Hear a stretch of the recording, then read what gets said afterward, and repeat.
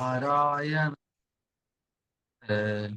नरं चैव नरोत्तमं देवीं सरस्वतीं व्यासं ततो जयमुदीरयेत्। नष्टप्रायेषु अभद्रेषु नित्यं भागवत सेवया भगवती उत्तम श्लोके भक्ति भवती नैष्ठिकी। परम धर्म जो भागवत धर्म कहलाता है उसके अनुशीलन रूप इस दिव्य कार्यक्रम में आप सभी का स्वागत है। हम परम धर्म का निरूपण करने वाला जो अन्यतम ग्रंथ श्रीमद् भागवतम, वो श्रीमद् भागवत के अनुगत ही हमारी गुरु परंपरा, विशेष रूप से भगवान श्री चैतन्य महाप्रभु की शिक्षा के अंतर्गत और महाप्रभु को जो मनोभिष्ट है, वास्तव में श्रीमद् भागवतम जिस प्रयोजन को प्रमाण रूप में स्थापित करता है, प्रेम पुमर्थो महान, उस परम पुरुषार्थ रूपी कृष्ण प्रेम के भी परमतम सोपान रूप राधा दास्यम, राधा दास्यम रूप महा वरदान, महा अवदान, जिसके कारण ही भगवान श्री चैतन्य महाप्रभु महावदान्य कहलाए। क्योंकि जो अति दुर्लभतम जो उपहार है, अति दुर्लभतम जो सौभाग्य है, प्रत्येक जीव के स्वरूप के अनुरूप मतलब हमारी जो जो हम भगवान के नित्य किंकर या किंकरी हैं, सभी हैं जीव मात्र, तो उसमें भी उस सेवा का जो अन्यतम प्रतिष्ठा है सेवा की, वो राधा दास्यम से है। क्योंकि राधा रानी के कैंकर्यत्व को प्राप्त करके ही करने से जो सौभाग्य, जो सेवा सौभाग्य व्यक्ति को प्राप्त होता है, उसकी तुलना में और कोई भी सौभाग्य नहीं। देखिए, बद्ध अवस्था हो या मुक्त अवस्था हो, वैकुंठ गति हो, ब्रज वृंदावन गोलोक धाम की गति हो, हर व्यक्ति, हर जीव स्वरूप के अनुरूप कुछ न कुछ सेवा ही कर रहा है भगवान की। ऐसा नहीं है कि बद्ध जीव बद्ध होने से भगवान की सेवा नहीं करता, ऐसा कभी नहीं हो सकता। कोई कोई भी किसी के स्वरूप को नहीं बदला जा सकता। हाँ, सेवा में, सेवा के प्रकार में, सेवा के सौभाग्य में, क्योंकि सेवा की भी अनंत वैचित्र्य है। हम सेवा के अतिरिक्त कुछ और कर भी नहीं सकते। इस चीज को हम समझ सकते हैं, क्योंकि भगवान की इच्छा के विपरीत तो कोई कुछ कर ही नहीं सकता। तो भगवान ने सभी को, सभी जीवों को जिस तरह है अलग अलग प्रकृति में पैदा किया है, तो सभी अपनी प्रकृति को फॉलो करते हैं ना। तो प्रकृति या स्वभाव किसने दिया? भगवान ने दिया। तो प्रत्येक जीव जो अपनी अपनी अपने अपने स्वभाव को, अपनी अपनी प्रकृति को फॉलो करता है, तो ये भगवान की आज्ञा का पालन हुआ एक तरह से। इसलिए उस दृष्टिकोण से डायरेक्टली और इनडायरेक्टली हर जीव भगवान की सेवा में ही संलग्न है। हाँ, भगवान जब उसे विकल्प देते हैं कि तुम्हें इसी तरह सेवा में रहना है या फिर मेरी डायरेक्ट साक्षात सेवा में भी आने का जो विकल्प दिया जाता है, और वो विकल्प मनुष्य को ही दिया जाता है। मनुष्य योनि इसलिए विशेष है, मनुष्य योनि में लाकर, श्रेष्ठ योनि में लाकर जो श्रेष्ठ विकल्प भगवान उसे देते हैं कि साक्षात भगवान की सेवा में आ जाए। लेकिन इस ये विकल्प दिया, इससे उसे कोई दूसरे विकल्प से वंचित नहीं किया है। इसीलिए मनुष्य योनि बड़ी क्रिटिकल है। हम अनंत काल से भगवान की इनडायरेक्ट सेवा करते आए हैं। इस योनि में हमें साक्षात सेवा उपलब्ध कराने के लिए, उसकी जानकारी देने के लिए सत्संग उपलब्ध कराया। सत्संग के बावजूद भी कोई भगवान की साक्षात सेवा में जाने के लिए आतुर या उत्कंठित नहीं हो, उसे निम्न जो विकल्प है उनमें ही फंसे रहना है, तो ऐसा नहीं कि उसे वंचित किया जाए।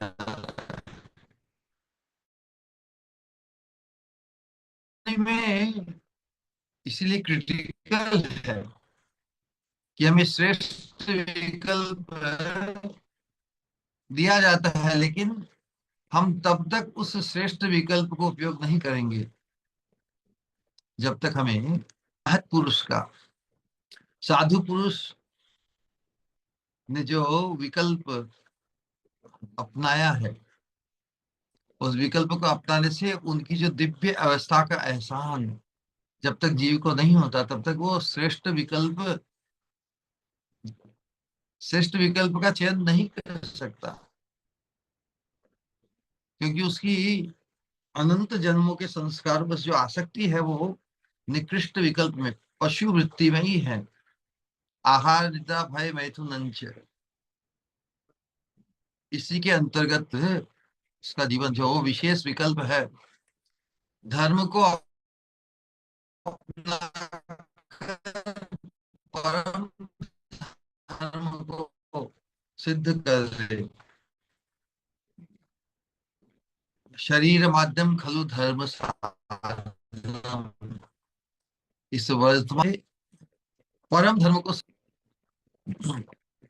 आज नवद्वीप में हम गुजर रहे थे रास्ते से, तो देख रहे वहां पर नवद्वीप जब भगवान का धाम होते हुए भी, अब ये इस, इस धरा धाम पर है, गोलोक वृंदावन, वृंदावन नवद्वीप मायापुर ये सब भगवान के धाम है। फिर भी आपाततः है कुछ ऐसी वस्तु दृष्टिगोचर होती है जो बिल्कुल जिसके जीवन में चैतन्य महाप्रभु की परंपरा, गुरु परंपरा से जो युक्त हो जाते हैं, वो विचार करते हैं कि अरे कोई नवद्वीप धाम में रहकर भी इस प्रकार के जघन्य कार्य करते हैं, है ना।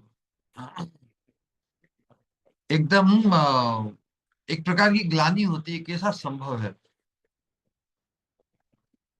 और हम एक तरफ है शिक्षा है कि भगवान के धाम के जितने भी वासी है, गौड़ ब्रज बने या गौड़ ब्रज जने, भेद ना देखी वो होई वो ब्रज वासी, धामेर स्वरूप स्फुरिबे नयने, आमी होई वो राधा दासी। हमारे आचार्य समझाते हैं कि हमारी दृष्टि को हम इस प्रकार पनपाए, इस प्रकार ट्रेन करें कि गौड़ ब्रज बने, गौड़ मंडल, नवद्वीप मंडल और ब्रज मंडल, अथवा लगे गौड़ ब्रज जने, ये गौड़ मंडल के जो लोग हैं धामवासी, और वृंदावन के जो वासी है, उनमें कोई भेद नहीं देखे। गौड़ ब्रज जने भेद ना देखी वो, मैं देखूंगा नहीं भेद, उनमें भेद नहीं करूंगा कि ये वृंदावन वासी है, ये गौड़ मंडल वासी है।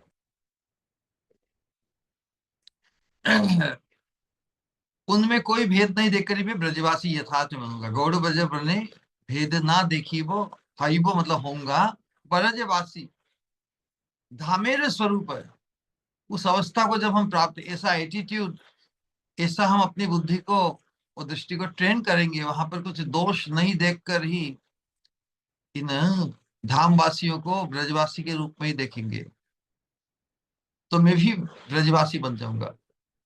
हई वो ब्रजवासी धामेर स्वरूप है।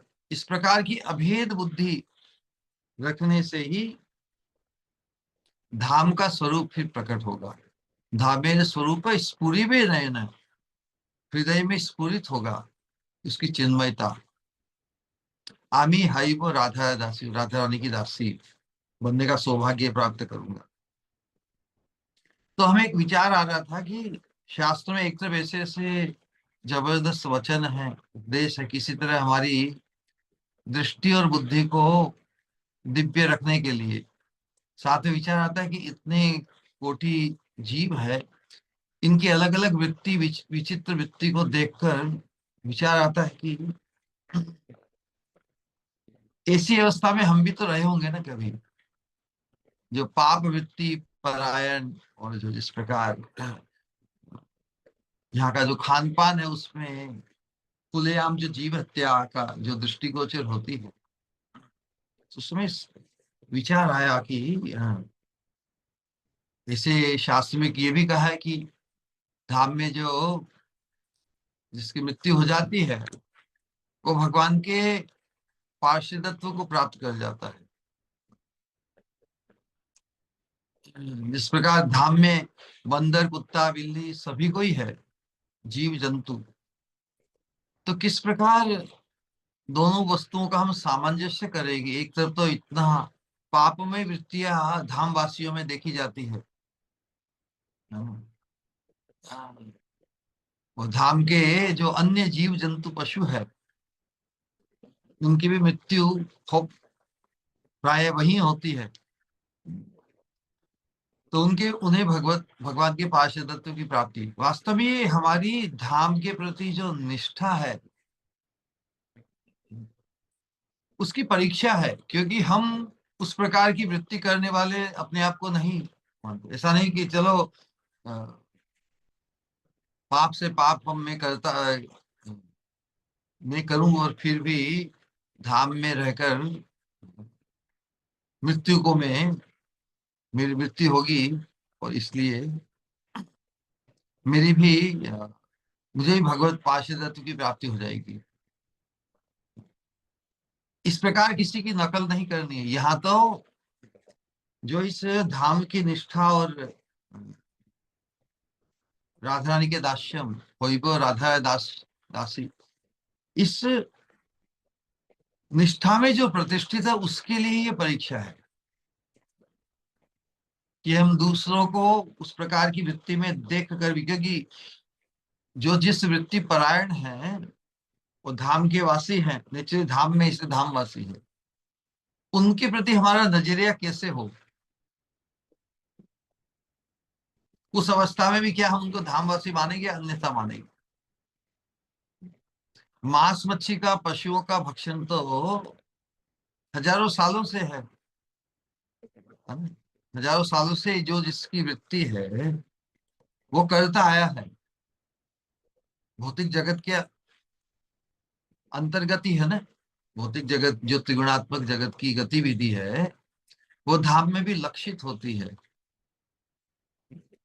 धाम में लक्षित होते हुए भी हमारी धाम वासियों के प्रति दिव्य दृष्टि होना अति आवश्यक है, अन्यथा हम वंचित हो जाएंगे। वो वंचित होंगे कि नहीं, वो जजमेंट हमारा नहीं है, उनका विश्लेषण हम नहीं करेंगे।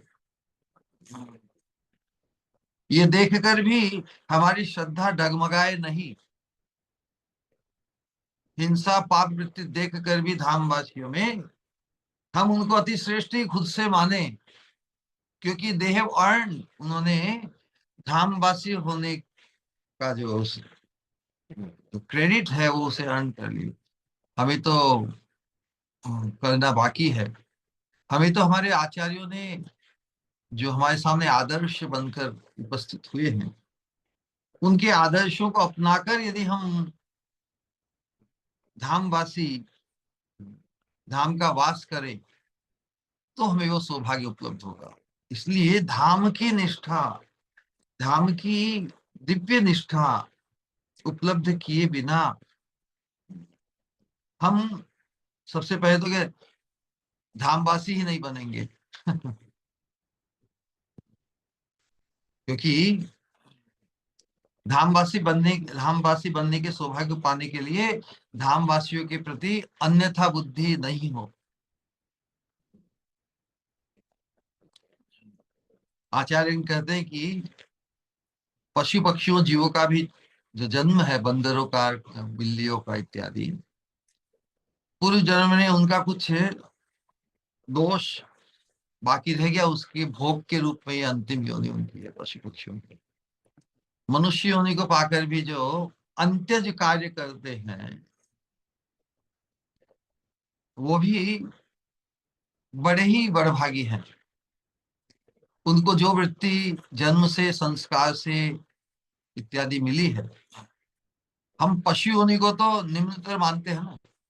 जिस प्रकार पशु योनि को निम्न मानते हैं, उसी प्रकार मनुष्य योनि में भी जो अंत्यज कार्य करते हैं लेकिन धामवासी है। जब पशुओं को हम उनकी सदगति होगी इस जन्म के बाद में मानते हैं, तो जो अंत्यज जीव है, जो हत्या करते हैं और जो त्याज्य व्यवहार करते हैं, उनके प्रति भी हमारी दोष बुद्धि न रहे, उनको भी हम धामवासी ही माने।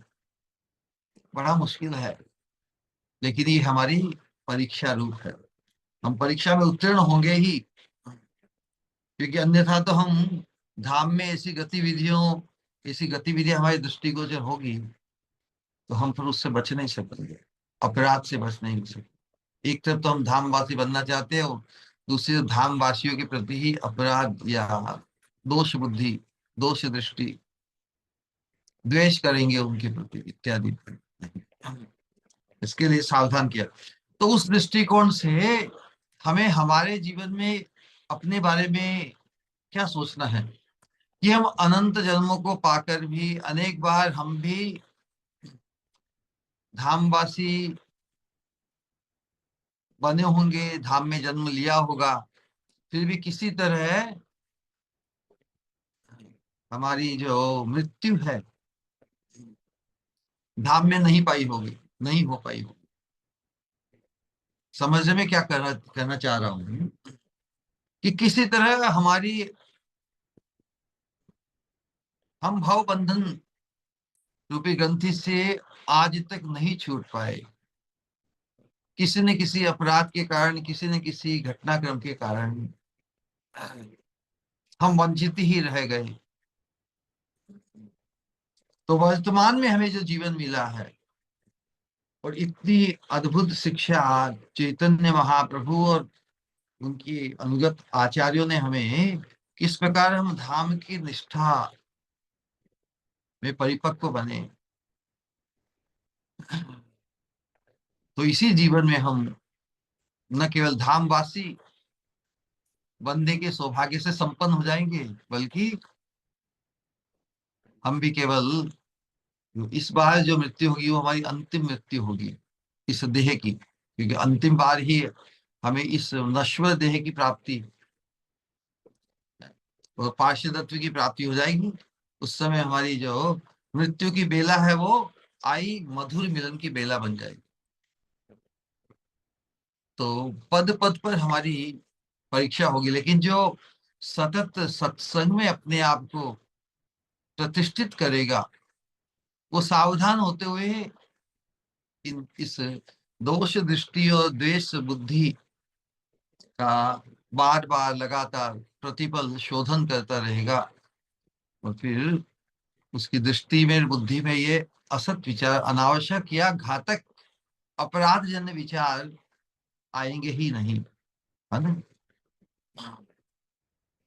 तभी हम फिर धामेरे स्वरूप स्फुरिबे नयने आमी हईबो राधा दासी, राधा रानी की किंकरी बन जाऊंगी मैं। ये अवस्था जब मुझे प्राप्त होगी तो हम समझ रहे हैं कि राधा रानी की किंकरित को प्राप्त करने के लिए हमारी हमारी इंद्रियों से जो हम ग्राह्य करते हैं, ग्रहण करते हैं, शब्द स्पर्श रूप रस गंध। तो इस इन इंद्रियों से किस शब्द स्पर्श रूप रस गंध को ग्रहण करने का हमारा आग्रह है। यदि हमारा आग्रह है दिव्य वस्तु, दिव्य जो विषय है उनके लिए ही केवल धावित नहीं होते, तो संभावना है यदि हमने इन्हें छूट दी, इन्हें केवल दिव्य विषयों की तरफ ही धावित करने की ट्रेनिंग नहीं दी, तो ये काफी संभव है पूर्व अभ्यासवश, पूर्व स्मृतिवश कि हम हमारी इंद्रियों को असत विषयों की तरफ ही धावित करें। असत असत दृष्टिगोचर होगा, असत हमारी बुद्धि में आएगा, तो उसी प्रकार का विश्लेषण दर्शन से हम विचलित होंगे। एक उदाहरण हमारे शास्त्रों में दिया जाता है कि जाकी रही भावना जैसी प्रभु मूरत देखी तिन तैसी। यहाँ पर एक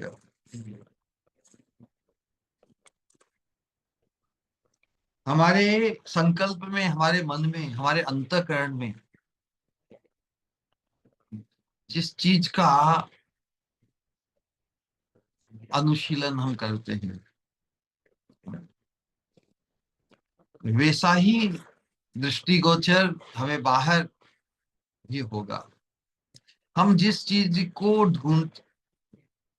का जिस चीज को हम आग्रह पूर्वक ढूंढते हैं, है ना, संकल्प के साथ, हम उसके अतिरिक्त या उसके संबंध से अतिरिक्त किसी वस्तु को देख नहीं पाएंगे, अर्थात वो मेरे काम की नहीं है, उसे नजरअंदाज कर देंगे। हम उसी वस्तु को देखते हैं, हमें वही वस्तु दिखाई देती है जिस प्रकार की मन स्थिति हमारी होती है। ये फैक्ट है। तो सत्संग में अपने आप को प्रतिष्ठित रखना बहुत आवश्यक है। यदि हम सत्संग के लिए ही संसार में घूमते हैं, आते हैं, जाते हैं, तो रास्ते में जो जो सत्संग के उपयोगी नहीं है, वो चीज, उस चीज को हम नजरअंदाज कर देंगे, वो हमें दिखेगी नहीं। ऐसा व्यक्ति कोई दिखेगा दिखेगा कहने का मतलब ऐसा नहीं कि वैसे व्यक्ति है नहीं, बल्कि उनसे हमारा कोई वास्ता नहीं।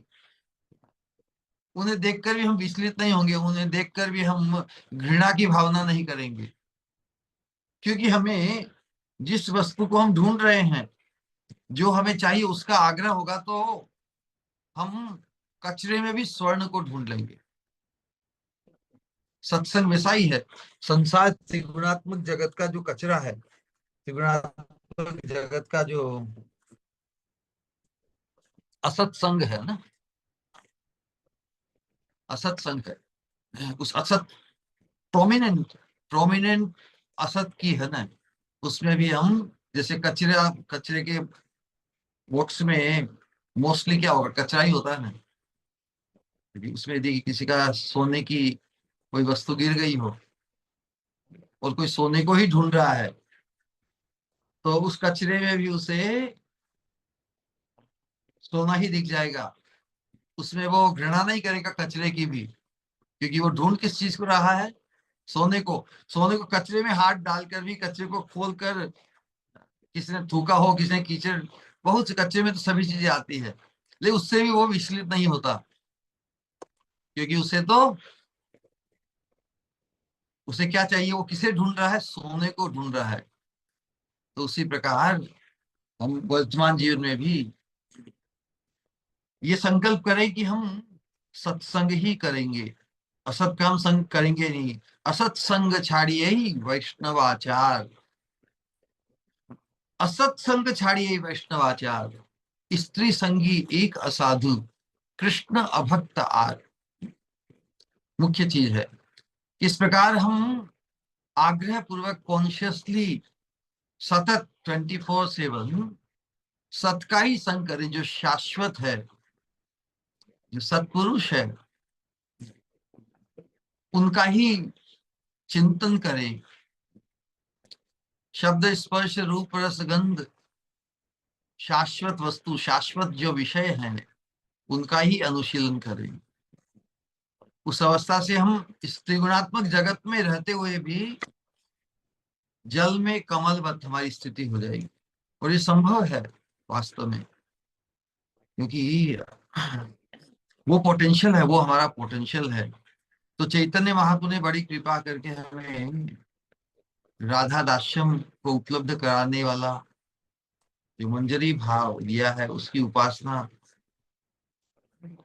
राधा दास्यम को उपलब्ध करने के एकांतिक उद्देश्य से, एकांतिक संकल्प, एकांतिक आकांक्षा को लेकर हम सत्संग में आगे बढ़े हैं।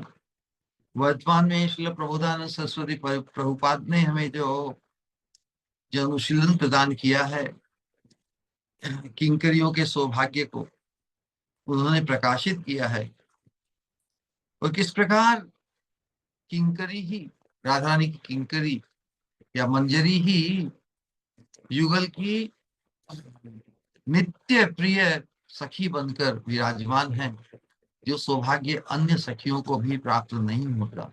इतनी अंतरंग राधा रानी के जो भाव की स्फूर्ति रूप ही है, जो जो विषय वस्तु या जो राधा रानी अपनी क्लोज सखियों के साथ भी जो नहीं वर्णन करती, वो सौभाग्य इन किंकरियों को देती है। इसलिए हम उस सौभाग्य को पाने की राह पर आगे बढ़े हैं। पिछले सत्संग में विशेष रूप से युगल का मनोरंजन करने हेतु पूरी वृंदावन की परिपाटी, शुक सारी पक्षियों के बीच में जो बड़ा मनोरम संवाद है, किस प्रकार जो शुक है श्याम सुंदर की पक्षपाती करते हैं, और सारिकाएं राधा रानी की पक्षपाती करके एक दूसरे को, एक दूसरे पर, एक दूसरे के प्रति अपने वाक्यों के द्वारा, अपने ऑब्जर्वेशन के द्वारा, देखिए ये ऑब्जर्वेशन ही है ना, वो सुख है उसे श्याम सुंदर में कुछ विशेषता दिख रही है, उस सारिका को स्वामिनी में विशेषता दिख रही है। तो वास्तव में अल्टीमेटली विजय किसकी होगी? विजय तो स्वामिनी की होगी, क्योंकि बिल्कुल स्वामिनी तो कभी भी कोई फॉल्ट होता ही नहीं उसमें। जितने भी दोषों की खान है इस प्रेम राज्य में, वो केवल श्याम सुंदर ही है। इस प्रकार की प्रतिष्ठा है श्याम सुंदर को।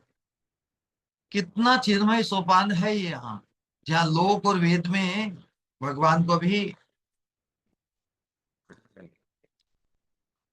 जिन्हें जिन्हें पाप स्पर्श भी नहीं करता, जिन्हें दोष स्पर्श नहीं करता, ऐसी जिनकी प्रतिष्ठा है, उनमें अथाह मतलब दोषों का निरूपण किया जाता है और स्थापित किया जाता है किस प्रकार राधा रानी ही सर्वोत्कर्ष को प्राप्त है। अब राधा रानी को सर्वोत्कर्ष में स्थापित करने के लिए जो आज तक लोक और वेद में सर्वोत्कर्ष रूप में स्थापित है, रसेनोत्पर रसेनोत्सर्पते कृष्ण रूपमेश रस स्थिति, रस की स्थिति ऐसी है कि भगवान के अन्य जितने रूप है, नारायण, राम, नरसिंह, वराह इत्यादि, उनसे भगवान कृष्ण को उत्कर्षता प्रदान करते हैं। लेकिन रसराज के अंतर्गत राधा रानी का उत्कर्ष है उनके ऊपर भी। जो अन्य जगत में अन्यत्र जो सर्वोत्कर्ष को प्राप्त हैं, वो श्याम सुंदर भी राधा रानी की तुलना में उतने उत्कर्ष को प्राप्त नहीं। अब ये बड़ी विचित्र बात है कहने के लिए, लेकिन इस प्रेम राज्य या निकुंज मंदिर, इस रस राज्य में जो परिपाटी है, उससे तो यही विदित होता है कि राधा रानी ही परम तत्व की भी परम तत्व है।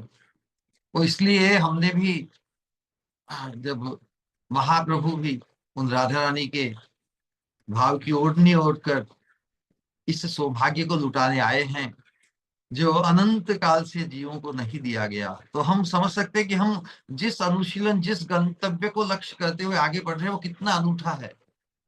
ये साधारण बात नहीं है। हम तो केवल तुलनात्मक दृष्टि से विचार करें कि जो वस्तु अनंत काल से अनगिनत योनियां प्राप्त करके भी, मनुष्य योनि प्राप्त करके भी हम जिस सौभाग्य को उपलब्ध नहीं करा सके, उस सौभाग्य को देने की इच्छा करके महाप्रभु का अवतरण है। तो हमें जो स्पेशल अरेंजमेंट है, स्पेशल छूट जो मिली है इस वर्तमान जीवन में वो साधक बनकर, अब उससे हमें पीछे हट नहीं करना है। अब जो संकल्प हमें महत् पुरुषों के अनुगत्य में आने से प्राप्त हुआ है, उस संकल्प में हम सत्संग के माध्यम से टिके रहें बस। अब हमें और इधर उधर भटकना नहीं है।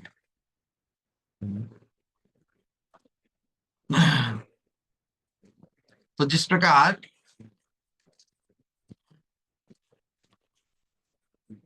सरस्वती जो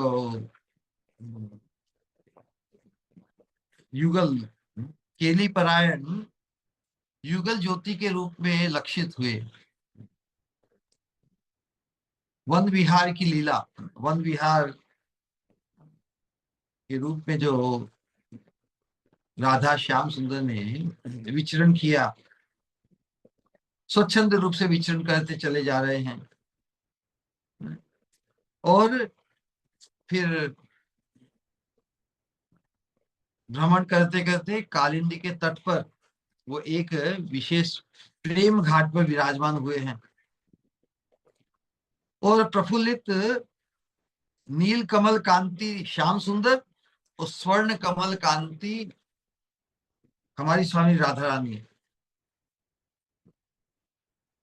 दोनों ही रत्नमय सोपान पर, वेदी पर बैठकर यमुना की सुशीतल जल जल कण वाहिनी, जल की कणों को का वहन करती हुई, लाती हुई जो समीर है, जो पवन है, उसका सेवन कर रहे हैं युगल, और मधुर कथोपकथन एक दूसरे को कह रहे हैं, रसास्वादन।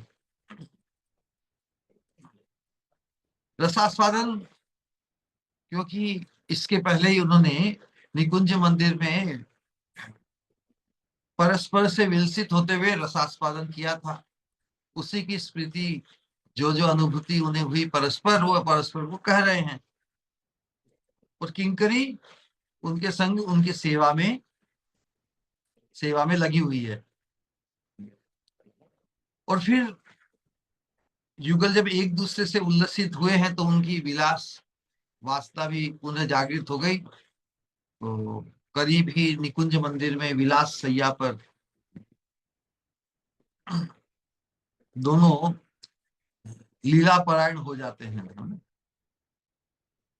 और उस अवस्था में किंकरी क्या देखती है कि जैसे नील द्युति पुंज विग्रह और श्याम सुंदर और स्वर्ण द्युति पुंज राधा रानी, दोनों दोनों एक दूसरे पर किस प्रकार प्रकाशित हो रही है।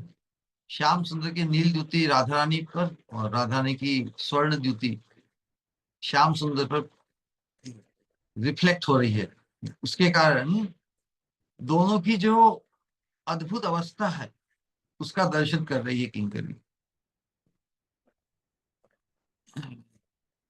इस प्रकार युगल माधुरी का आस्वादन करते हुए फिर अद्भुत विदग्ध मिथुन के रूप में दृष्टिगोचर हुए। पिछले सत्संग में हमने यही किया कि श्रीपाद किंकरी रूप में लीला लीला विलास का जब अवसान हुआ तो कुंज में उसने प्रवेश किया, समय उचित सेवा संपादित की। तो जब श्रम दूर करने के लिए पुनः वन विहार पर निकलने के लिए उत्कंठित हुए। तो उस अवस्था में जिस जो वृक्ष फलों से लदा हुआ था, उस वृक्ष के नीचे आकर दोनों विराजमान हुए, और वहां पर उस वृक्ष पर बैठे हुए शुक और सारिका मधुर कंठी श्याम सुंदर सातवें दर्शन, एक्चुअली दो चरण आगे हम बढ़ जाएंगे, वो तो पिछले से पिछले में हुआ था। अद्भुत, हाँ वही।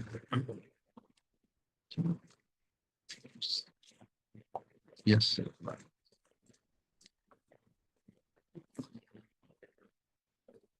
तो वहां पर वन विहार के अंतर्गत, वन विहार के अंतर्गत जो ये श्रम दूर करने के लिए वन विहार में निकलते हैं युगल, तो कहीं मधुर कंठी कोकिलाओं को अपनी रसमयी वार्ता की ही शिक्षा देने लगते हैं, और जहां मोर बिंदु को देखते हैं तो निकट जाकर हाथों से ताली बजाकर उन्हें नृत्य कराते हैं। श्री श्याम सुंदर को नवघन, श्याम सुंदर को क्या मानते हैं? नवघन मतलब नए बादल देख, एवं ताली स्वर को मंद गर्जना समझकर मोरबिंद आनंदित होकर नृत्य करने लगते हैं। श्याम सुंदर को मानते हैं नवघन, नए नए बादल में बरसने वाले हैं। वो ताली बजाने को जो थोड़े धीमी गति से गुड़ गुड़ जो बादल ध्वनि करते हैं ना, तो श्याम सुंदर में वो बरसने वाले बादलों की उत्प्रेक्षा करके मोरबिंद आनंदित होकर नृत्य करने लगते हैं। और कहीं कहीं तमाल वृक्ष को जब सुंदर कनक लता द्वारा लिपटी हुई देखकर वेष्टित देखते हैं, तो श्री युगल अपने आलिंगन लोभ को संवरण नहीं कर पाते, झट एक दूसरे का आलिंगन कर अद्भुत लीला माधुरी आस्वादन करते हैं। तो इस प्रकार जो वृंदावन धाम धन्य होकर विराजमान है, जहां पर ये अद्भुत विदग्ध मिथुन विहार करते हुए स्थावर जंगम को रस विभोर कर देते हैं, तो उसके अंतर्गत ही फिर ये शुक और सारिका का जो अद्भुत संवाद था, उसका निरूपण हुआ। तो सखियों सहित श्री राधा श्याम शुक सारिका का यह प्रेम कलह सुनकर परमानंद रस में निमज्जित हो जाते हैं। वे इसी प्रकार की अपनी रसमयी गाथा सारिकाओं को सिखा रहे हैं, शायद समय पर काम आ जाए कभी। फिर कहीं वे ताली बजा बजा कर मयूरों को भी नचा रहे हैं। इस प्रकार की जो गतिविधि, तो किंकरी श्री राधा कृष्ण को अति अद्भुत रूप में ही देख रही है, किस प्रकार श्याम सुंदर को देखकर और उनकी हर हरकत से जो पशु पक्षी है वो भी प्रभावित हो रहे हैं। तो श्रीपाद श्री युगल की अद्भुत सेवा माधुरी के साथ साथ अति अद्भुत लीला माधुरी का आस्वादन प्राप्त कर रहे हैं। वो इस प्रकार की ये अद्भुत विदग्ध मिथुन वृंदावन में शोभा पा रहे हैं। कितनी दक्षता है राधा श्याम सुंदर की, पक्षी पक्षियों को भी वो कुछ सीख दे रहे हैं इत्यादि। अब किंकरी का जो इस प्रकार मनोरथ पूर्ण हो रहा है, उस पूर्ण मनोरथ के अंतर्गत क्या प्राप्त होता है उसका अनुशीलन आज के श्लोक में होगा। जो इच्छा व्यक्त की है, जो अभिलाषा व्यक्त की है आज के श्लोक में, कि पत्रालिम ललिताम कपोल फल के नेत्रांबुजे कज्जलम रंग बिंब फलाधरे न कुछ यो हो काश्मीर जालेपनम। श्री राधे नव संगमाय तरले पादांगुली पंक्तिषु न्यस्यन्ति नश्यन्ति प्रणयादलक प्रणयादलक्त दलक्त करस करसम पूर्णा कदा शाम्य हूं। अभिलाषा व्यक्त की है। साक्षात युगल की अद्भुत सेवा माधुरी के साथ साथ अति अद्भुत लीला माधुरी का आस्वादन श्रीपाद कर रहे हैं। तो श्रीपाद की जो स्फुरन धारा इसी प्रकार लगातार चल रही है। कंटिन्यूएशन में स्फूर्ति में विराम हुए बिना भी कभी कभी वही दिव्य लीला चल रही है। उसमें भी नई नई जो लीला और नई नए जो हरकतें युगल करते हैं उसका स्फुरन। तो आज जो जो कंटिन्यूएशन जो स्फूर्ति लगातार हो रही है उसमें क्या देखकर किस सौभाग्य को पाकर किंकरी अपने आप को पूर्ण तथा अनुभव कर रही है उसके अंतर्गत कह रही है कि हे राधे, हे नव संग मार्ग तरले, मतलब श्याम मिलन के लिए चंचल। अपनी स्वामिनी को किस रूप में देख रही है? नव संगमार्ग तरले, प्रियतम श्याम सुंदर की मिलन के लिए चंचल।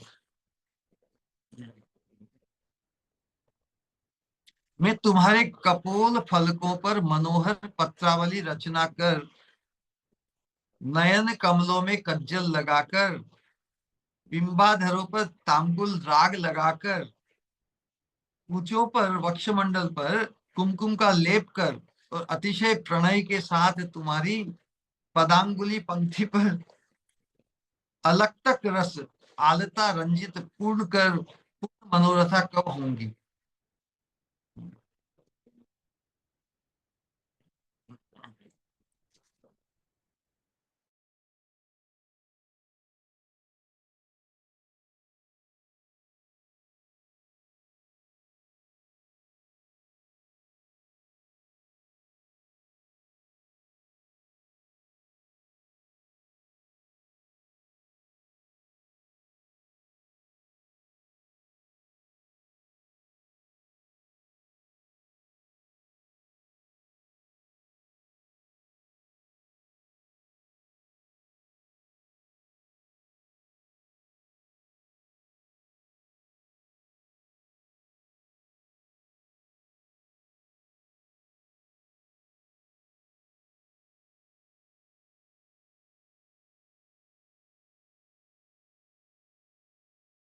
बीच में होता ही जाता। Anyway,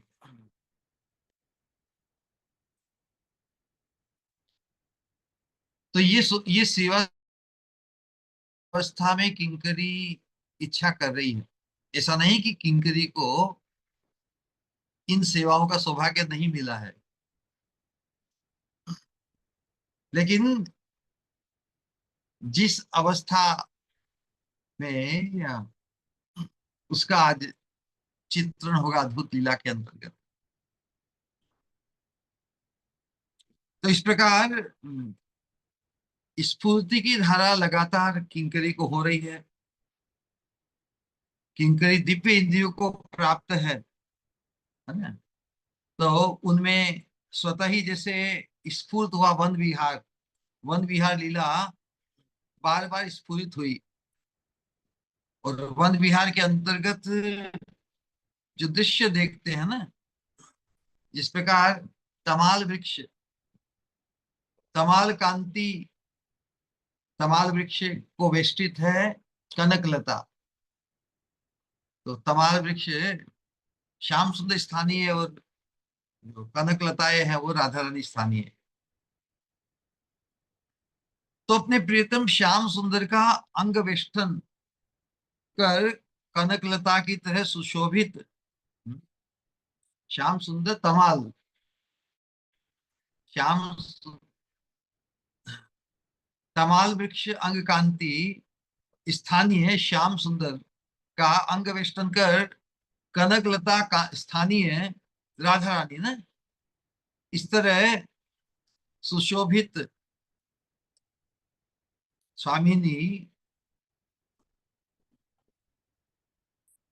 प्रिय संगम के लिए, ये उद्दीपन हुआ ना।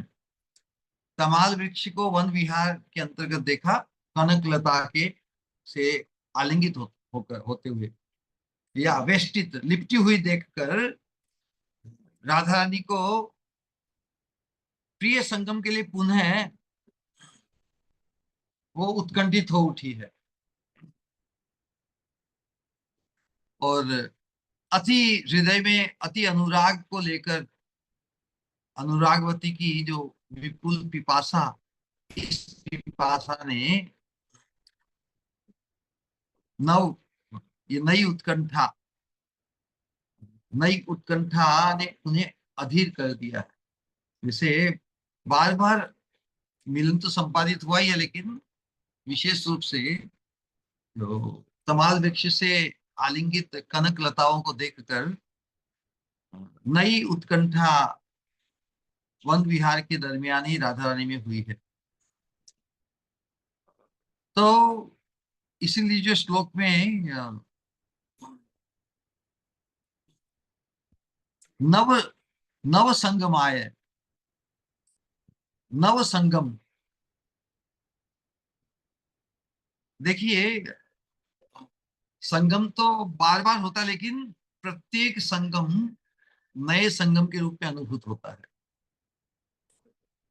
क्योंकि जो हृदय में जो अनुराग है वो इतना बढ़ा हुआ है,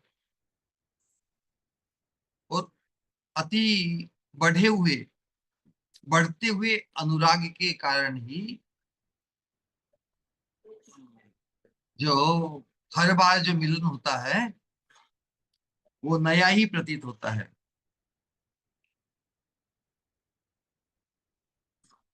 अनुराग की जो बढ़ी हुई अवस्था है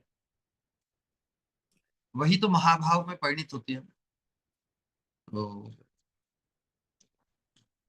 महाभाव की अवस्था में ही श्याम सुंदर के साथ जो प्रत्येक मिलन है, आलिंगन है, वो नया ही प्रतीत होता, तभी रस चमत्कार उत्पन्न करता है। रस की परिभाषा ही हमारे आचार्य दी कि जिसमें चमत्कार उत्पन्न हो, चमत्कार अनुभूत हो। तो चमत्कार होने, किसी चीज से चमत्कृत होने के लिए वैसा अनुभव पहले नहीं किया हो वैसा ही अनुभव होगा ना। तो राधा श्याम सुंदर को, राधा रानी को श्याम सुंदर से जितनी बार भी मिलन होता है, हृदय के अतिशय अनुराग की अतिशयता के कारण उन्हें श्याम सुंदर का प्रत्येक बार मिलन नव संगम के रूप में ही अनुभूत होता है, इसलिए चमत्कारकारी होता है। तो और अनुराग के स्वभाव से ही अब जब मिलन जब संपादित, मिलन के करीब जब राधा, जब तक श्याम सुंदर से दूर है, विरह व्याकुलता है, तब तो मिलन के लिए अति उत्कंठित, जैसे प्रथम बार ही मिलन के लिए धावित हो रही है, इतनी उत्कंठित, इतनी जैसे ही फिर कभी श्याम सुंदर सामने भी आ जाते हैं तो अचानक राधा रानी का जो सहज स्वभाव से ही जो सहज वाम्य भाववती, वाम्य भाव को प्राप्त हो जाती है। अनुराग के स्वभाव से ही ये भी जो सहज वाम्य भाववती श्रीमती कोटि समुद्रों की तरह गंभीर होकर भी श्याम संगम के लिए तरलिता हुई है। ये गजब की अवस्था। जब वाम्यवती हो जाती है तब तो विपरीत श्याम सुंदर से दूर भागती है ना। लेकिन अनुराग इतना बढ़ा हुआ है कि वो वाम्य भाव भी जो उनके लिए सहज है, वो वाम्य भाव भी शिथिल हो गया। ये एक नवी नई अवस्था है जिसका आज हम चित्रण श्रवण कर रहे हैं। अनुराग के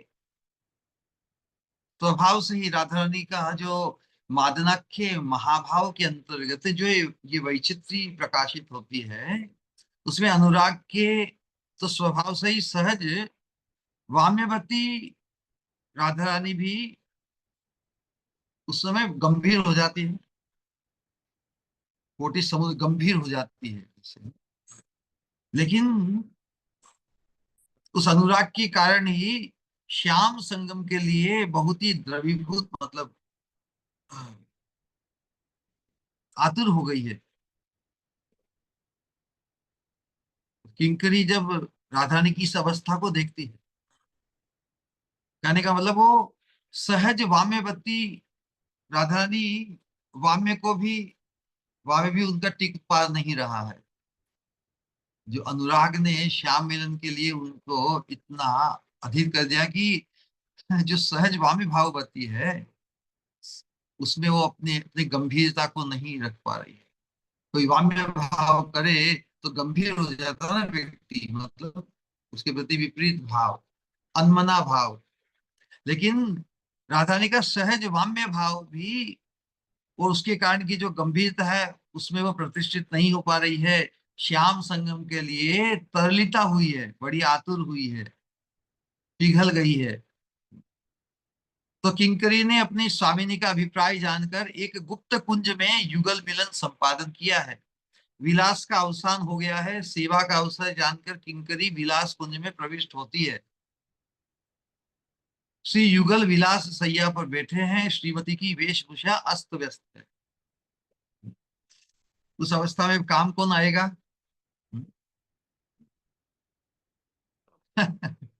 श्रीमती की वेशभूषा अस्त व्यस्त है, फिर भी जैसे अति सुंदर। वेशभूषा अस्त व्यस्त है फिर भी द्योतमाना है, मतलब स्वामिनी ही हाईलाइटेड हो रही है। द्योतमाना द्युति से है ना, पूरा फोकस राधा रानी पर ही है। श्याम सुंदर का तो है ही, ले साथ में किंकरी का भी। किंकरी देख रही है, अरे नेचुरली राधा रानी तो हमेशा हाईलाइटेड है ना, श्याम सुंदर तो उनके वशीभूत है। यही हमारा अनुचिंतन, किंकरी भावगिल उपासकों के लिए Radha always in the spotlight. हर किसी अवस्था, विचित्र अवस्था हो, कैसी भी अवस्था हो। तो यहाँ पर विलास के उपरांत बाद में जो श्रीमती की वेशभूषा अस्त व्यस्त है, फिर भी वही वो दिख रही है।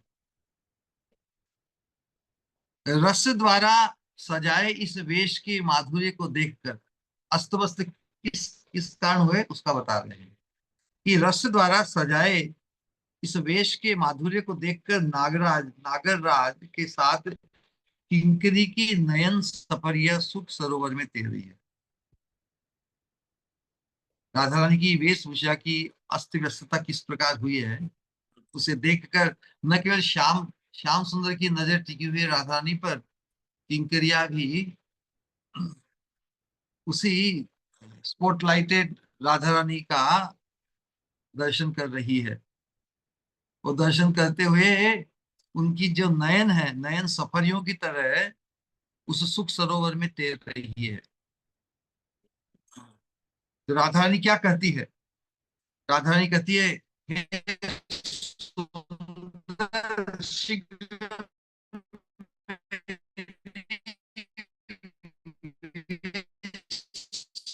रचना कर दो।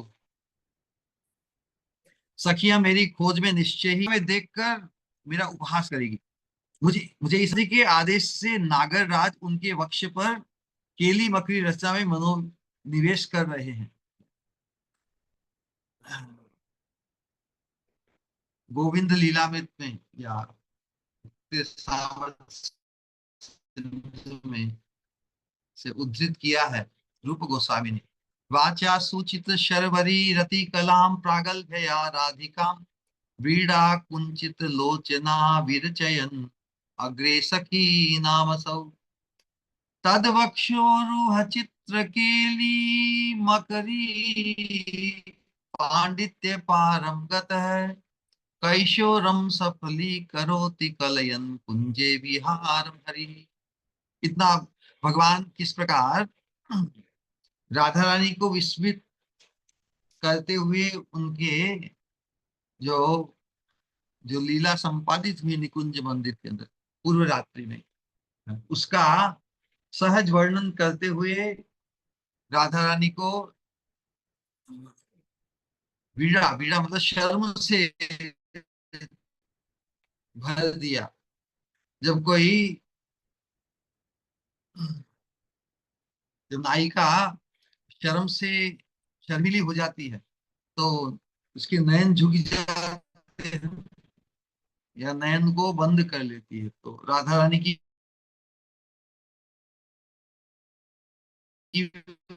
उस प्रकार की अवस्था हुई। और उसी अवस्था में श्याम सुंदर, तो उस अवस्था में भी राधा रानी मग्न हो जाती है। एकांत में जो विलास ने से राधा रानी संकोच और शर्म, व्रीड़ा मतलब शर्म, उस अवस्था में श्याम सुंदर ने अच्छा मौका देखकर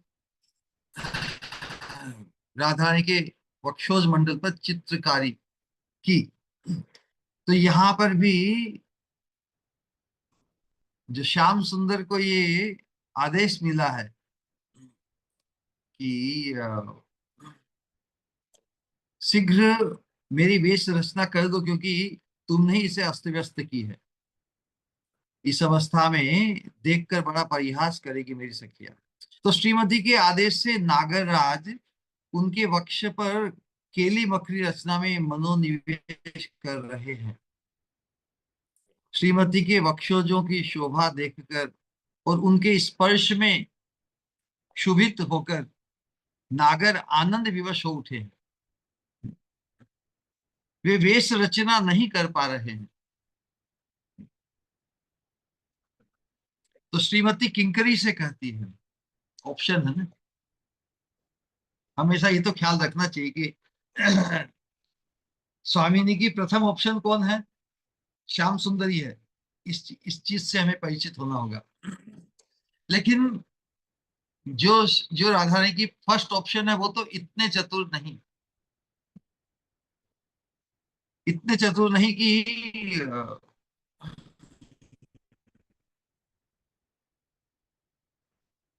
किंकरियों जैसा श्रृंगार कर सके। लेकिन फिर भी स्वामिनी चाहते तो है, यही है कि शादी अपनी किंकरी से करती है, यहाँ पर प्रभुदानंद सरस्वती किंकरी को, कि नागर नहीं कर पाएंगे तो शीघ्र वेश रचना कर दे। के आदेश से, स्वामिनी के आदेश से किंकरी उनकी वेश वेश रचा में निरत हो गई है।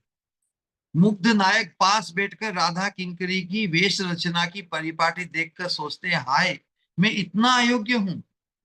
इस किंकरी का सा सौभाग्य प्राप्त करता तो धन्य हो जाता। तो क्या किया जाए। तो राधा किंकरी की सेवा प्रगाढ़ प्रेम भरी और प्राणों से निकली होती है। प्रेम पगी दासी ने पहले श्रीमती के युक्त वदन को सुकोमल आर्द्र वस्त्र, गीले वस्त्र साल पर मनोहर पत्रावली रचना की। आकर्ण विश्रांत सुविशाल नेत्रों को कज्जल से उज्जवल किया। बिंब फल जैसे रंजित अधरों पर रंग लगाकर और भी सुरंजित कर दिया। बड़ी परिपाटी के साथ स्तन युगल पर कुमकुम का प्रलेप किया। अंत में बड़े प्रेम के साथ श्री चरणों में अलक्तक आलता लगाया। पदांगुली पंक्ति को भी अलक्तक राग से सुरंजित कर दिया। किंकरी ने यह समस्त सेवा इतनी क्षिप्रता और परिपाटी के साथ संपन्न की, करुणापूर्ण नेत्रों से उसकी ओर देखकर श्याम सुंदर से बोली, देखा इसकी वेश रचना में कैसी दक्षता है, ये सब काम इन लोगों से सीख लो।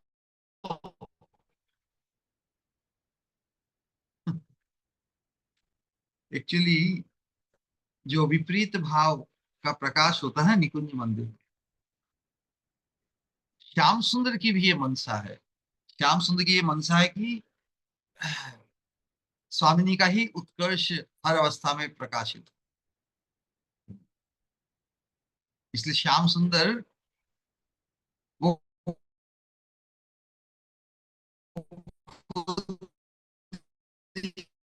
अपनी दक्षता से स्वामिनी का अच्छे से अच्छा श्रृंगार कर दे।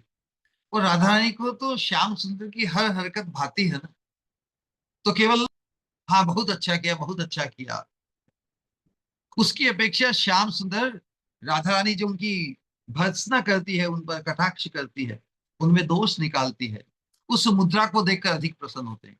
इसलिए श्याम सुंदर वास्तव में परम दक्ष होते हुए भी स्वामिनी की इस अवस्था को देखने के लिए, उनसे डांट खाने के लिए, ये जो भाव है राधा रानी के, ये बड़ा ही भाता है श्याम सुंदर को, है ना। तो श्याम सुंदर, तो राधा रानी अब जो भी करती है,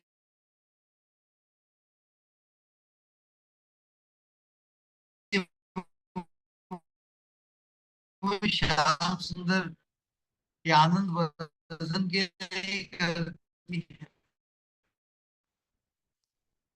तो जब श्याम सुंदर जानबूझकर ही व्यवस्थित नहीं कर पाए, या बहुत जगह देखते हैं राधा रानी का स्पर्श, राधा रानी के अंग का स्पर्श पाकर श्याम सुंदर के हाथ घुसते हैं ना, क्योंकि जो वशीभूत होता है वो अपने संतुलन में नहीं रहता ना। हम किसी के वशीभूत हो जाते हैं, हम अपने संतुलन में नहीं रहते। उस अवस्था में भी कभी कभी श्याम सुंदर होते हैं। तो इसीलिए श्याम सुंदर मुझसे तो श्रेष्ठ, मुझसे तो अधिक सौभाग्य इन किंकरियों का है। अवसर तो मुझे मिला पहले श्रृंगार करने का, लेकिन मैं तो नहीं कर पाया। इसका उन्हें बड़ा अफसोस जैसे श्याम सुंदर व्यक्त कर रहे हैं। लेकिन राधा रानी की इस कटाक्ष को सुनकर उन्हें कितना आनंद मिलता है, ये तो वही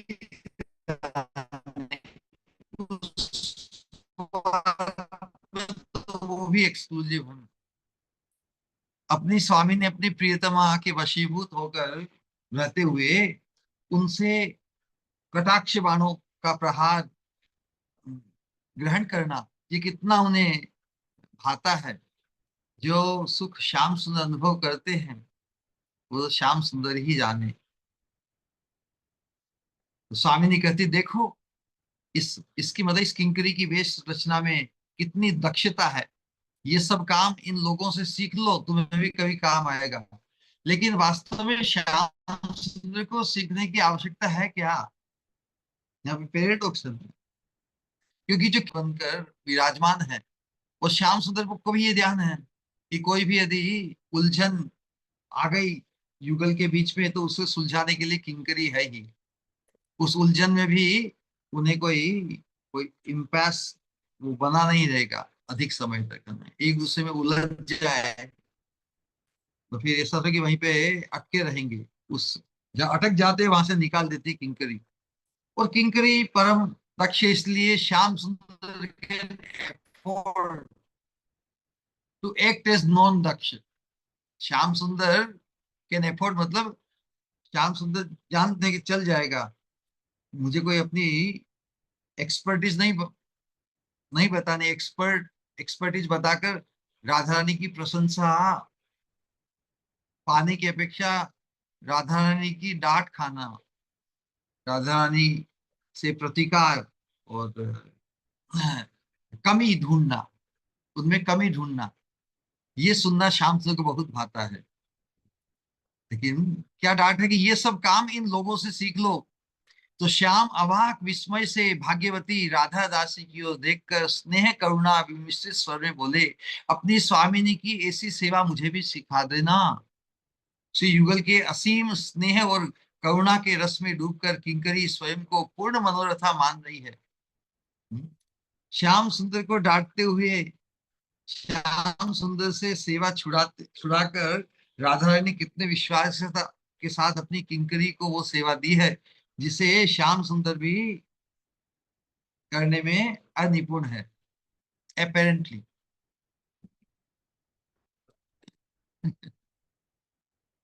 तो उससे युगल के असीम स्नेह और करुणा के रस में डूबकर किंकरी स्वयं को पूर्ण मनोरथा मान रही है, आनंद रस में भी डूब रही है। सहसा स्फूर्ति में विराम आ गया। श्रीपाद ने साधक दशा में इस सेवा सौभाग्य प्राप्त करने के लिए स्वामिनी के चरणों में कातर प्रार्थना की कि हे स्वामिनी, आपने श्याम सुंदर की सेवा से भी संतुष्ट नहीं होकर मुझे उस सेवा को पूर्ण करने का जो सौभाग्य दिया, उसी सौभाग्य से इस स्फूर्ति के विराम में वंचित माना। अब यही उद्गार व्यक्त किए गए, पत्रालिम ललिता कपोल फल के नेत्रांबुजे कज्जलम काश्मीर जालेपनम श्री राधे नव संगमाय तरले पादांगुली पंक्तिषु न्यस्यन्ति प्रणयादलक्त करसम पूर्णा कदा श्याम्यहम्। हे राधे, हे नव संगमार्थ तरले, मैं तुम्हारे कपोल फलकों पर मनोहर पत्रावली रचना कर, नयन कमलों में कज्जल लगाकर, बिंबाधरों पर तांबुल राग लगाकर, कुचों पर कुमकुम का लेप कर, तो अतिशय प्रणय के साथ तुम्हारी पदांगुली पंक्ति पर अलक्तक रस आलता रंजित पूर्ण कर पूर्ण मनोरथा कब हो। किंकरी तो वास्तविक पूर्ण मनोरथा है ही, है ना, लेकिन हम साधकों के परम लाभार्थ उस सौभाग्य को उस सौभाग्य को प्राप्त करने की करके ही पूर्ण मनोरथा होने की इच्छा व्यक्त कर रही। तो हमें भी जो हम ये अनुशीलन करते हैं, हमारे हृदय में कभी स्वप्न में किंचित इस प्रकार का यदि प्रकाश हो, और उस घटनाक्रम से उस दर्शन से हमारे हृदय में भी यही भाव जागृत हो कि हे स्वामिनी, वो साक्षात सेवा का सौभाग्य मुझे कब प्राप्त होगा, जब मैं भी इस सेवा को प्राप्त कर पूर्ण मनोरथा होंगी। प्रबोधान सहित तो पूर्ण मनोरथा है ही, लेकिन महाप्रभु के मनोभीष्ट को स्थापित करने के लिए एक साधक आवेश को प्रकट किया है। उस साधक आवेश को हमें ग्रहण करना है, ये हमारी प्रार्थना है। हम कह सके, हे राधे, हे नव संगमार्थ तरले, श्याम मिलन के लिए चंचल आतुर, मैं तुम्हारे कपोल फलकों पर मनोहर पत्रावली रचना कर, नयन कमलों में कज्जल लगाकर, बिंबाधरों पर तांबुल राग लगाकर, कुचों पर कुमकुम का लेप कर, वो अतिशय प्रणय के साथ तुम्हारी पदांगुली पंक्ति पर अलग तक रस आलता रंजित पूर्ण मनोरथा कब होंगी। प्रबोधानंद सरस्वती को स्फूर्ति के अंतर्गत साक्षात सेवा प्राप्त हुई, क्योंकि वो साक्षात सेवा को प्राप्त है या स्वप्न में। अब जब स्फूर्ति में विराम हुआ, तो वही जैसे साधक आवेश, अप्राप्त किसी चीज को अप्राप्त करने से क्या होता है अवस्था, अप्राप्त होने से। तो ये जो साक्षात किंकरी होकर भी, सखी होकर भी साधक आवेश को प्रकट कर रही है, इस प्रकार की ये उद्गार हैं, वास्तव में साधक आवेश को ही प्रकट कर रहे हैं। किंकरियां तो उस सौभाग्य को नित्य प्राप्त है, क्योंकि वो नित्य संगिनी है, नित्य है प्रिय संगिनी राधा रानी को। ये जो हम अनुशीलन कर रहे हैं प्रबोधानंद सरस्वती पाद की राधा रस सुधानिधि में, इसमें एक साधक आवेश के लिए उद्गार व्यक्त किया है कि हमारी भी ये अवस्था हम, हमारी भी ये अवस्था, ये सौभाग्य हमें भी प्राप्त होगा। अप्राप्त अप्राप्त है ना आज अभी तक, तो उसे प्राप्त करने के लिए किस चीज को पुकारना है, किस इच्छा को व्यक्त करना है, साधकों के लिए क्या इच्छा व्यक्त करनी चाहिए, उसे ये व्यक्त करके हमें ट्रेन कर रहे हैं, जिससे हमारा भी उद्गार, हमारी भी लालसा उत्कंठा इस प्रकार की हो, और उसके लिए हम डेस्परेट हो, बहुत ही व्यग्र होकर यदि हम भी पुकारे तो राधा रानी की जो परम कृपालु है, राधा रानी हमें भी उस कंकृत्व को प्रदान करने के लिए वो भी उत्कंठित होगी, है ना। तो इस प्रकार के इस आवेश को व्यक्त किया है हम सबके लाभार्थ। इसी प्रकार हमारी मन स्थिति भी, हमारा संकल्प, हमारी धारणा और हमारी जो दृष्टि है और बुद्धि, वो हमेशा ही उस निकुंज मंदिर में ही अपनी स्थिति को चिंता करे। इसी भावना को और इच्छा को व्यक्त करते हुए हम आज अपनी वाणी को विश्राम देते हैं। किसी का कोई प्रश्न या जिज्ञासा?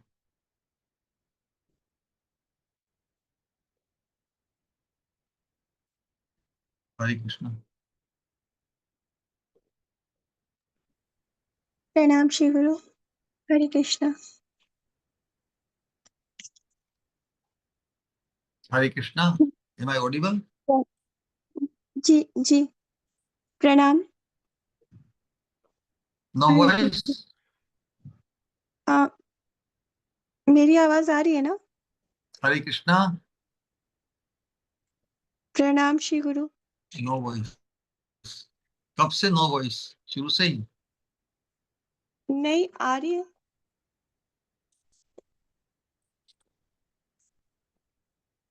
हरे कृष्णा। हरे कृष्णा।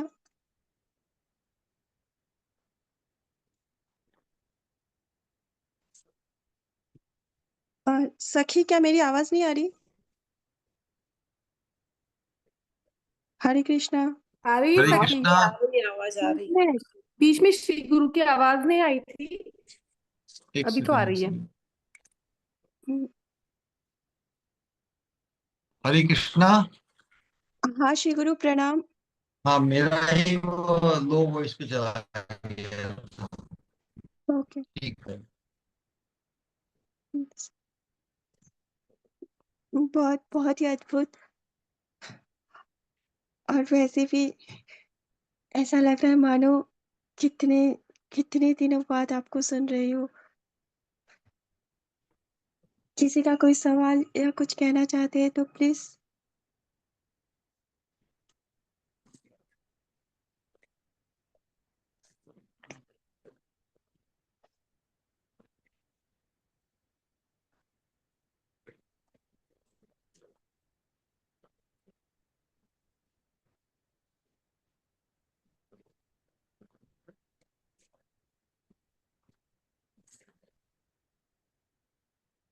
हरे कृष्णा।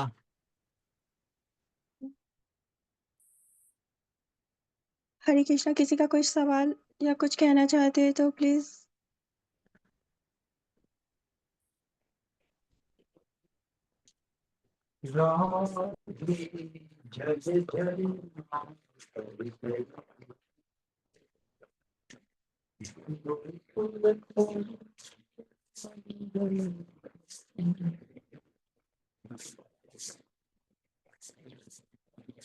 राधे जय जय माधव।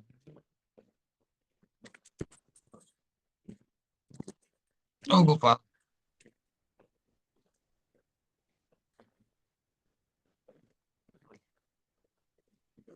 श्री गुरु मेरा एक सवाल था, पूछूं? श्योर। अ, जैसे आपने कहा कि हम धाम में जाते हैं तो धाम में चाहे चाहे वो अपरेंटली हमें कुछ भी हमें दिखे तो भी हमें मतलब उनके प्रति बिल्कुल भी नेगेटिव भाव हमारे अंदर नहीं आना चाहिए। तो चाहे वो मतलब अगर नॉनवेज खाते या कुछ भी, लेकिन अगर वो बहुत ही कुछ ऐसे कार्य करें जो जो बिल्कुल भी नहीं करना चाहिए, तो भी क्या हमें ये सोचकर कि वो धामवासी है और हमें उनकी मतलब वो गलत बात को अवॉइड कर देना चाहिए? बिल्कुल, क्योंकि सभी की वृत्तियां चंडाल की जैसे। भक्ति विनोद ठाकुर कहते हैं कि स्वपचे गृहे ते मागिया खाइबो, पिबो सरस्वती जल। ये क्या कर रहा है? स्वपचे, कुत्ता भक्षी व्यक्ति भी यदि धाम का वासी हो तो वो भी हमारी निंदा का पात्र नहीं है। आई बात समझें? जी। प्रत्येक जीव अनंत काल से अपने कर्म ग्रंथि से बंधा हुआ है ना। हम्म, उस कर्म ग्रंथि के उपभोग वश किसी का यदि धाम में स्थापित हुआ है कोई, ये ये कोई साधारण वस्तु है क्या? तो जिस प्रकार धाम में भी मनुष्य के अतिरिक्त जितने भी जीव जंतु हैं वो तो अपने स्वभाव से बंधे हुए हैं ना। लेकिन मनुष्य के लिए इसलिए बताया कि मनुष्यों को भी हम देखें जो इस प्रकार की जघन्य कार्यों में, हिंसा इत्यादि वृत्तियों में जो लगे हुए हैं, लेकिन धाम में हैं। धाम में होने मात्र से ही वो हमसे, हमारे लिए भी पूज्य हैं। पूज्य मतलब आदर के पात्र हैं, क्योंकि हमें तो अभी धामवासी बनना बाकी है। वो तो हम्म, धामवासी बन गए। हाँ, जिस जिस वृत्ति या जिस रूप में, बंदर के रूप में है, कुत्ता के रूप में, या चंडाल के रूप में हमें धामवासी नहीं बनना है।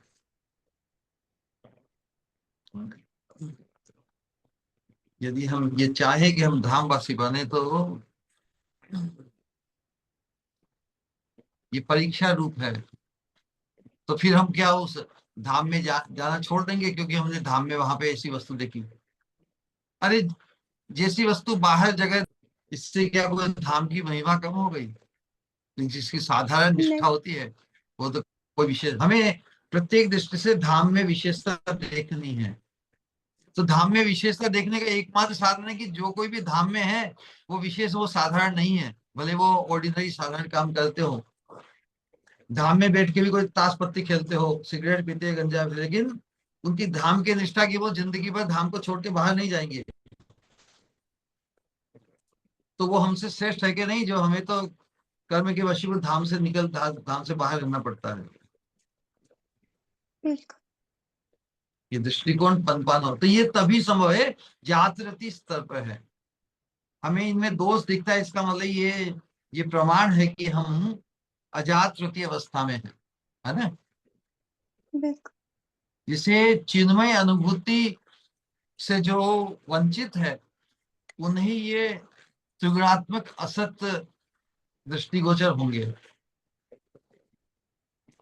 बिल्कुल। बहुत से हैं, हम किन से निपटेंगे? हमें सब चीजों से निपटना है कि अपने अपने चित्त को युगल की से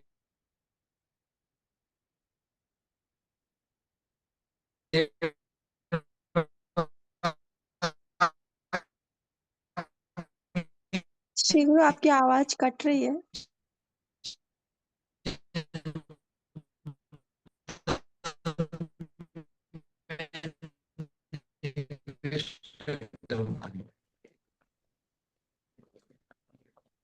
तो धाम धाम में हम श्रद्धा से आए हैं।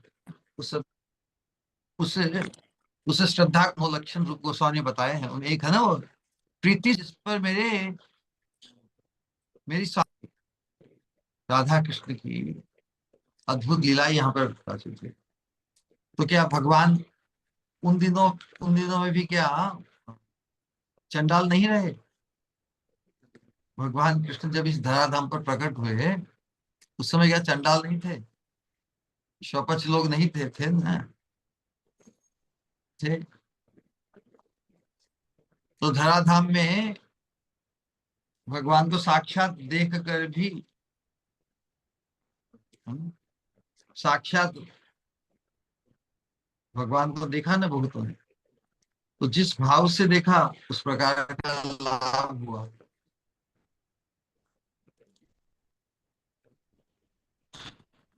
चंडाल यदि धाम में यदि मृत्यु को प्राप्त करता है तो धाम की चिन्मयता के प्रभाव से ही उसे चिन्मय गति प्राप्त होगी। उनकी तरह कोई चंडाल न तो बनना है, न हमारी इच्छा है, मनसा है, लेकिन उनमें दोष नहीं देखना है। बिल्कुल। हम धाम से दूर रहते हैं तो धाम में रहकर जो यदि चंडाल, उसे तो दिव्य सोपान प्राप्त होगी। जिस प्रकार कोई कह रहे कोई मुझे अमेरिका जाना है, अमेरिका, तो अमेरिका में भी सब प्रकार के लोग रहते हैं। अमेरिका में निम्न से निम्न प्रकार के भी लोग रहते हैं। उनको देख के कभी कोई अमेरिका जाना ही नहीं चाहेगा। फिर भी जनरल दृष्टिकोण तो ये ना कि मुझे अमेरिका जाना है या कोई स्थान पे जाना है, एक उदाहरण के लिए। तो वहां पे भी कैटेगरीज है, लेकिन फिर भी जो निम्नतम अवस्था को भी अमेरिका में प्राप्त है। अब जो अमेरिका जाने का इच्छुक व्यक्ति है वो तो उसे ही बड़ा भाग्यशाली मानेगा ना। समझ रही हो? जी जी श्री गुरु। अमेरिका की जो व्यवस्था है, वहाँ की ट्रैफिक व्यवस्था, बिल्डिंग का, रहन का, सहन, जो वहाँ पे जो जिससे लोग स्पेशल मानते हैं, तो वहां पर कुछ साधारण ढंग से भी लोग रहते हैं। इंडिया में रहते उससे भी बदतर अवस्था में रहते, फिर भी जो अमेरिका में जाने का इच्छुक है बोल के मुझे वैसी अवस्था भी मिल जाए तो कोई बात नहीं, मैं उस अमेरिका पहुंच जाऊं। उसी प्रकार किसी भी प्रकार से मैं भगवत धाम को प्राप्त हो जाऊं,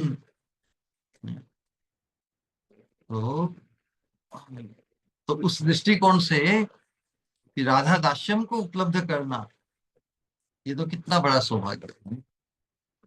हम कितने बड़े सौभाग्य की स्प्रिया कर रहे हैं।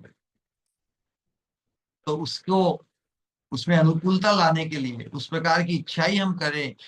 और दूसरी जो मन में दोष या द्वेष उत्पन्न करे, वैसी न हमारी वैसी न हमारी दृष्टि रहे, न हमारी बुद्धि रहे, तभी हम बस उस राधा दास्यम के लिए जो उपयुक्त है, जरूरी है, उन्हीं में हमारा रस जाएगा, उन्हीं के प्रति हमारा ध्यान जाएगा। जिन वस्तुओं का राधा दास्यम से कोई लेन देन नहीं है, या राधा दास्यम के भाव को जो संकुचित करे, आवृत करे,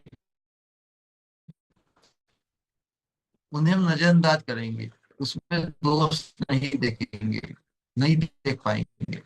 किस किस में दोष देख के किस किस की चिंता का हम समाधान करेंगे? हम क्या समर्थ है क्या?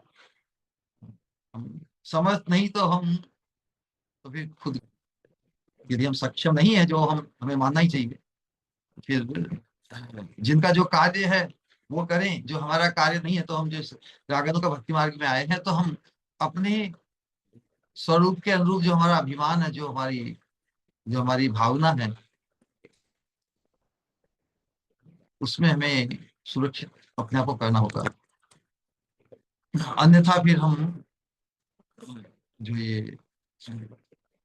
किंकरी जो पूर्ण मनोरथा हुई है राधा रानी से, श्याम सुंदर से सेवा छुड़ाकर किंकरी से सेवा संपादित कर रही है।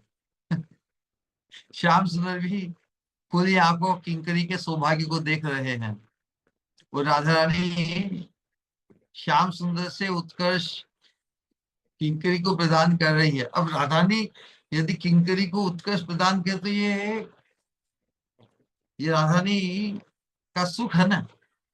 तो राधा रानी अपनी किंकरी पर गर्व प्रकाशित करते हुए श्याम सुंदर को उल्हाना दे रही है, श्याम सुंदर को सीख दे रही है कि सीख लो इनसे। उस सौभाग्य को पाकर किंकरी अपने आप को पूर्ण पूर्ण रथा अनुभव कर रही है। ऑलराइट, हरे कृष्ण। जी जी श्री गुरु। बहुत ही अद्भुत। कुछ कहना था, कहूँ? कहो।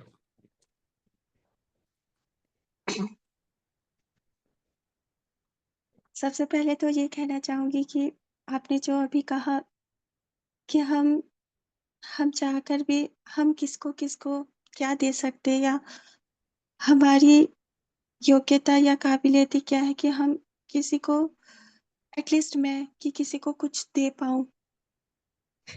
क्योंकि हम जो दूसरे तो बहुत दूर की बात है, हम अपने करीबतम जनों को भी जो हमें मिला है, वो हम बहुत चाहकर भी नहीं दे पाते। तो औरों की बात तो क्या करूँ?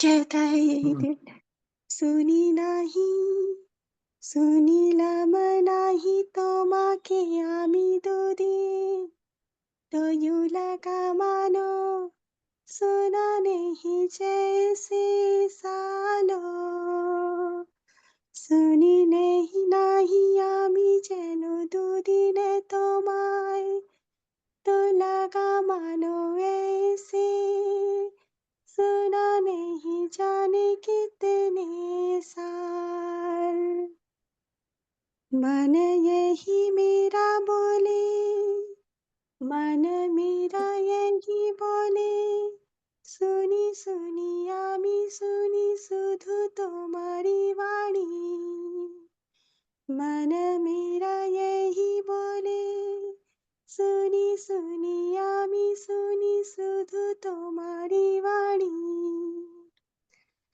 जो बतिया তুমি বলো রাধে শ্যামের মিঠি মিঠি, কানে শুধু কানে শুধু গুজে মানো ওই কথাগুলো, काने में मानो गूंजे वही बतिया, चाहे मेरा दिल बस यही, ধামের মহিমা কত, ধামের মহিমা কত বুঝিলাম তোমারি কমল মুখে, ধামের মহিমা কত বুঝিলাম তোমারি কমল মুখে, ভাগ্যবান ভাগ্যবান সেই জনা যে থাকে ধামে, ভাগ্যবান সেই জনা যে থাকে ধামে, কত মিষ্টি হবে সুখ আর সারিকার মধ্যে বাতাবাতি, जाने कब होगा वो दिन, सुनूंगी मैं उनकी लड़ाई, जब सुख कहेगी शाम, सुख गाए शाम की गाथा, सारी का बोले हमारी स्वामिनी के बारे में, कितनी है और मैंने वो, जिस दिन शायद आपने कहा, मैंने वो मिस कर दिया। আসিল এই মান সমানে, আসিল এই মান সমানে, শুনিয়া সব কথা, কি প্রাণ যখন যায় এই শরীর থেকে, কি প্রাণ যখন যায় এই শরীর থেকে, তুমি থাকো সামনে আমার চোখে, হয় যেন তখন থাকি, থাকি যেন তখন ধামেরই রাজে, এই এই মানসা আছে হিতায়েরি।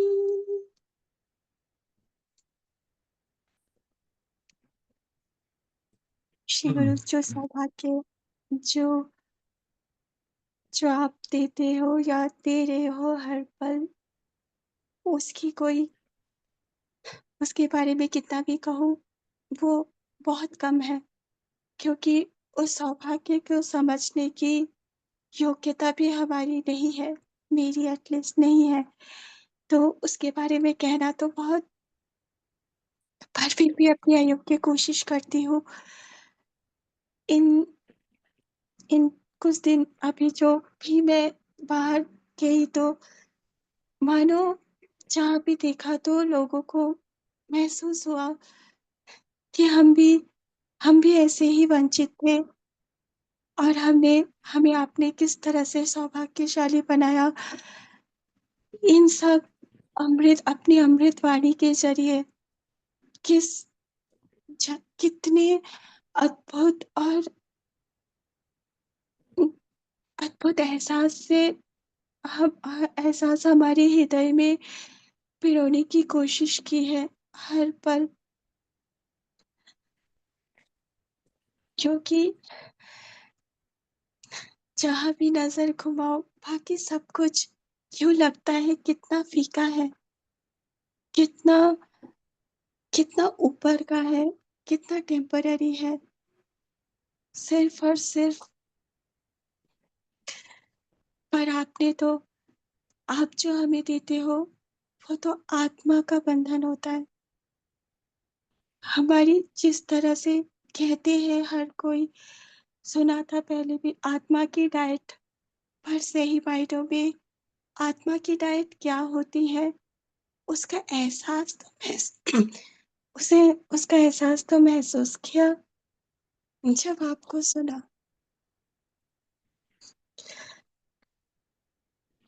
धन्यवाद शब्द इज़ नेवर एवर सफिशिएंट, पर फिर भी हर एक बात के लिए, हर चीज़ के लिए आपका कोटि-कोटि धन्यवाद श्री गुरु। प्रणाम। हरे कृष्ण। हम सब 3 बार हरे कृष्ण महामंत्र का उच्चारण करेंगे, हमारे प्रिय श्री गुरु के सम्मान में प्रियता और पूज्यता के भाव के साथ। हरे कृष्णा हरे कृष्णा कृष्णा कृष्णा हरे हरे हरे राम राम राम हरे हरे हरे कृष्णा कृष्णा हरे हरे हरे राम राम हरे हरे हरे कृष्णा कृष्णा कृष्णा हरे हरे राम राम हरे हरे राम हरे हरे। हरे कृष्णा गुरु प्रणाम। ये देर से कहेंगे हमारे श्री गुरु के लिए।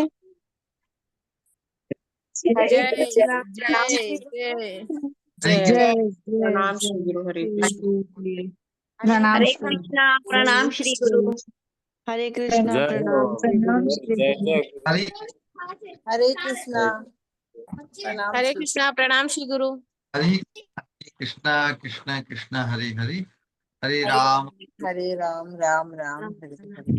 हरे दंडवत प्रणाम गुरुदेव, कोटि हरे कोटि कृष्णा प्रणाम। प्रणाम श्री गुरु कृष्ण। श्री राधे श्री राधे।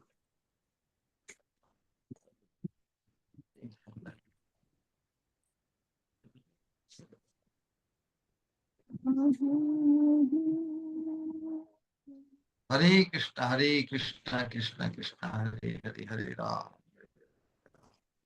हरे कृष्णा। पिताई हरि हरि को।